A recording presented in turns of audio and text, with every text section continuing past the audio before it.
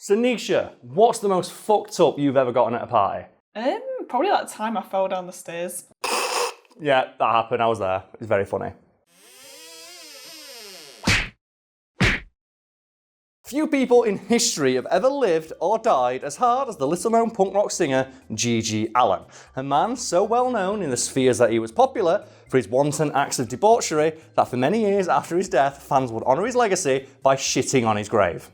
Wait, so first things first, what the actual fuck?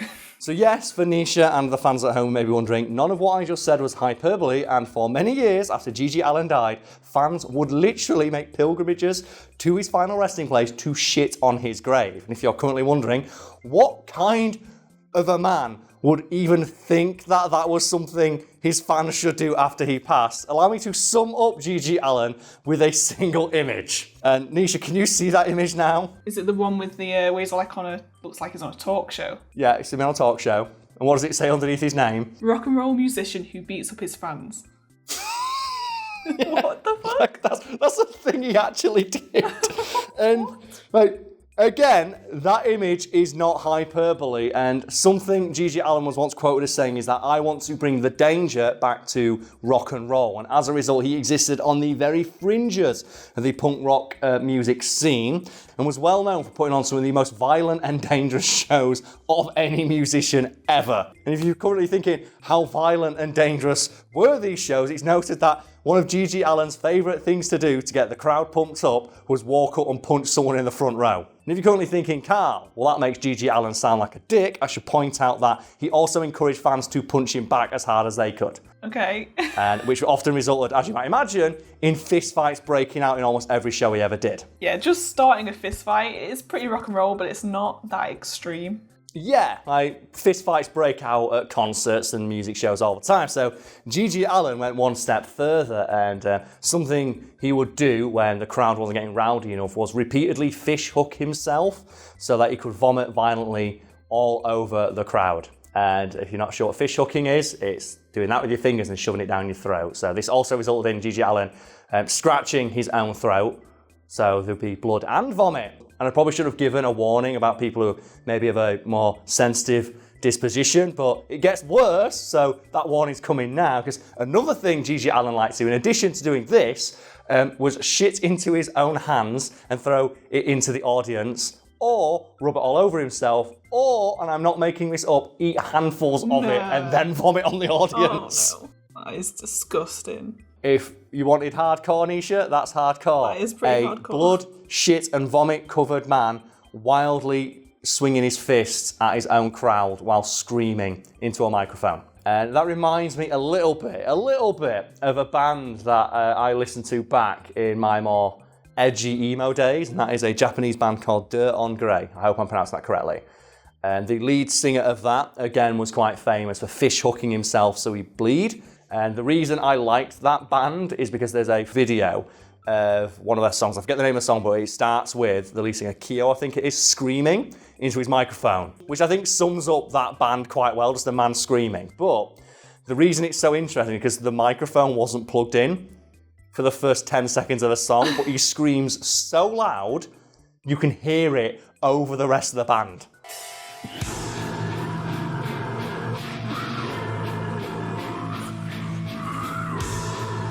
Similar to that episode of The Simpsons where the Red Hot Chili Peppers are in it, there's a famous anecdote about that where the line where Flea says, "Hey Mo," when they turn up at Mo's bar, a clip of which we'll play now. What's up, Mo? Hey, Mo! Hey, you can't come in here dressed like that. You'll notice that Flea sounds a bit strange, and that's because Flea wasn't in the recording booth when they did that. He just screamed that line so loud from outside the recording booth, which, keep in mind, are completely soundproofed. It picked up on the microphone inside.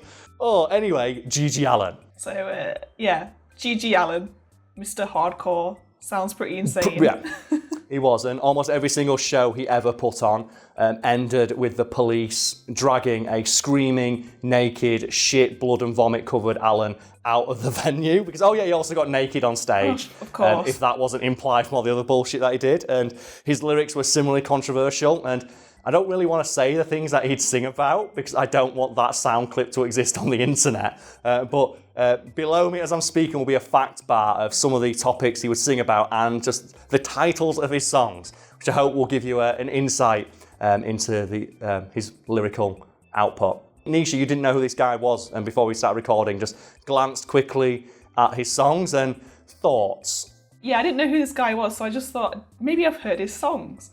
So I just looked at the title of the songs and I was like, nope, definitely not heard that. Yep. Don't think I want to. This is a famous fact about GG Allin, but it's often comes as a big surprise to people who may not be familiar with him, but know of him or hear, like they are now, about all the crazy bullshit he did. His birth name was Jesus Christ Allin. What? Yeah, so he's called Jesus Christ, and he was singing about that shit that was just like scrolling below and would cover himself in poop and blood and vomit and start fist fights with his fans and the police. It's like he's rebelling against his name. Everything. Like, he was a very strange figure, admittedly, but he's like also a fascinating one. And there are like documentaries about his life, and I implore people to go learn more about him because he was a fascinating individual. But we're not going to focus on his life. Instead, we're going to talk about his death. So, yeah, we're talking about the fact GG Allin died. Yeah, as you might imagine, a guy who lived that hard, took drugs and drank all the fucking time, and he died of a heroin overdose, which actually came as a bit of a disappointment to his fans, because GG Allin had long promised that he would commit suicide live on stage on Halloween. Oh, God. And he wasn't able to do that because he was already dead from a heroin overdose. And like, if you think we're being flippant and glib about this, like GG Allin would have wanted that, as you're about to find out, because as stipulated in his own will, which I think was just like scrawled on a piece of paper, he wanted his funeral to be as rowdy as one of his shows. And as a result, people turned up to his funeral, dressed ready for a punk rock show, drank, played loud music, and took drugs. But what makes this most impressive is that of all the people there, it's arguable that GG Allin, the guy who was dead, partied the hardest. What? Yeah, so how do you party when you're dead? Well, Allin accomplished this by having the person who dressed his body for his funeral put him in a jockstrap and a leather jacket, and then into his hands was placed a bottle of Jim Beam, and on his head they placed a set of headphones playing one of his own songs at max volume. Oh my God. In addition to this, GG Allin also specifically requested that they didn't wash his corpse, meaning that for his open coffin funeral, his body was covered in shit and vomit and blood from several weeks earlier. Oh no. But it gets just a little bit more hardcore and a little bit more insane because GG Allin's friends, in accordance with his final wishes, spent his entire funeral posing with the body and pouring drugs and alcohol down his dead throat. And then, as previously mentioned, they put headphones on his head, playing his own album on max volume, and lowered the coffin into the ground. Meaning, GG Allin got more fucked up at his own funeral than most people do at their 21st birthday party. Holy fucking balls. And again, it was another thing that GG Allin would say in the scant interviews he gave and just like made it known to people like, when I die, shit on my tombstone, I don't care. So what happened after he died was his fans would make a pilgrimage to his tombstone to shit on his grave. And for just years, that tombstone could be found covered in all manner of bodily fluids, alcohol, drugs, all that, but used condoms, you name it, it was on top of his tombstone, which GG Allin likely would have loved, but the people whose families were also buried in that cemetery didn't like.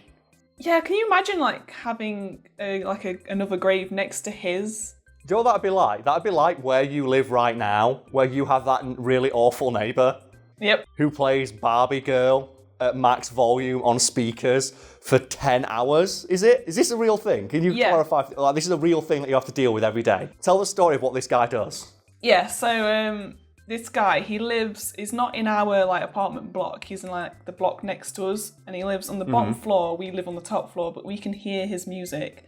Or TV, he'll watch Come Dine With Me sometimes. But he plays the same song on repeat at max volume for an entire day. It'll be the same CD, because it'll be Barbie Girl, and then 5, 6, 7, 8. And then you'll hear the beginning of 5, 6, 7, 8, and you'll hear him skip back to the beginning of Barbie Girl, correct? Yeah. And then more recently, he started going out onto his front lawn and just burning rubbish. The story is, he lost power, so he didn't have any electricity or anything, so he So started... he couldn't play Barbie Girl anymore. So yeah, he went quiet, which was lovely, but he started like cooking food outside in like a makeshift barbecue bonfire that he had. On that barbecue he would also burn his rubbish, meaning he's cooking food with rubbish burning smell. Yeah. So you've got the smell of seared sausages combined with melted plastic and burning rubbish. It's like, oh. But now imagine, though, that when you died, that guy got buried next to you, and like his final wish was, continue playing Barbie Girl at max volume and burning rubbish on my grave.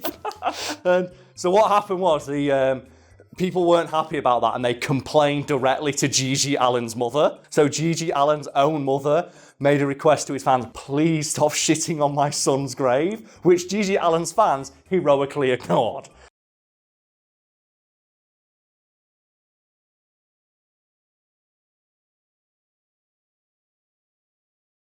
You know what's frustrating as well? Because I mentioned in that story I just told about how it's been quiet for like 3 weeks because he's had no power.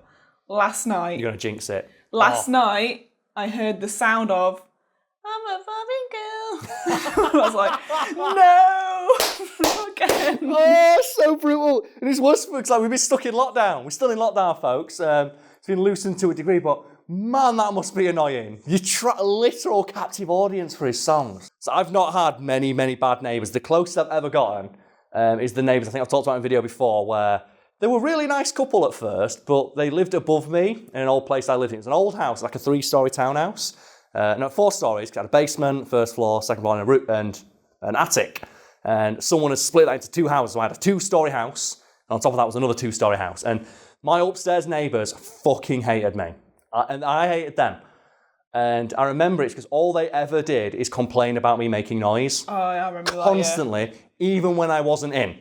Yeah. I distinctly recall, like the council, because if you get complained about enough to the council will come out. You must have seen this with those like noise detector things. Yeah. Have you seen that with that dude? You actually complain about your dance. They come out in the noise detectors to see if it goes over a certain amount, which would constitute, what's the specific term they use now? A nuisance?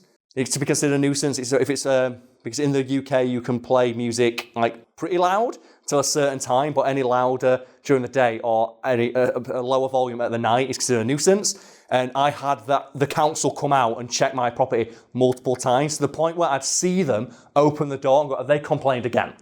And I remember, this is where I realised, like my upstairs neighbours, they were just crazy old people who just hated the idea they had to live above anybody. Because the council came in and I talked to the lady who was doing the sound reading and said, what are they complaining about now? I said, well, you made a load of noise last week. They said you were raising hell and they couldn't sleep. And I said, what day last week was it? It says here Tuesday all the way into Wednesday morning at 4 a.m. I went, okay then. And I pulled up my phone and showed them a picture because I'd been on holiday the previous week. I went, well, I was here last week, so unless I was making that much fucking noise in Europe, I guess it must have been somebody else. And the lady just shook her head, and then I think they started to just not file those complaints anymore. Because I remember they're the neighbours who complained. They wrote a note saying, it sounded like you were moving boxes all yesterday. It's like, yeah, I moved in. You saw me carrying boxes. It sounded like someone was moving a sofa. Yeah, I just moved in. The best one, I had the letter. It was pinned to my fridge because they wouldn't come down and knock on my door. Because the one time they tried knocking on my door and complaining, I happened to have a friend over and we were going to a costume party and he was dressed like Robb Stark from Game of Thrones. So he answered the door like Robb Stark would, like, oh, what's everyone, like, really like boisterous, thinking it was trick-or-treaters, because it was for Halloween and it was that guy complaining.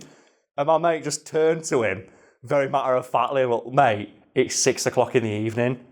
We're going out in an hour. We can play music as loud as we want. I'm not being funny. Well, like, you're just so cheeky to that old man. That old man's like, if I were a bit younger, I'd slap you one. And my mate went, try it. Go on. And the guy just like, jokes that thing old people do. Yeah. Like, if I was younger, I'd smack you one. He goes, no, smack me one now. See how it goes. And the guy, from that point on, would only leave passive-aggressive notes. And the one that I had pinned on my fridge, and I think it must have pissed him off, because like they peer through my window to see what I was doing. And I'd catch them doing it. So, we were just leaving you another note. And they must have seen that I had this note pinned to my fridge, like pride of place, because it said something along the lines of, we couldn't sleep last night because it sounded like you were doing press-ups at 2 a.m. for half an hour. And I went, I didn't do press-ups at 2 a.m. for half an hour. What the fuck are they talking about? And so my girlfriend at the time said, I was over last night. And I went, oh yeah. And I was like, Yes. that is going on the fridge.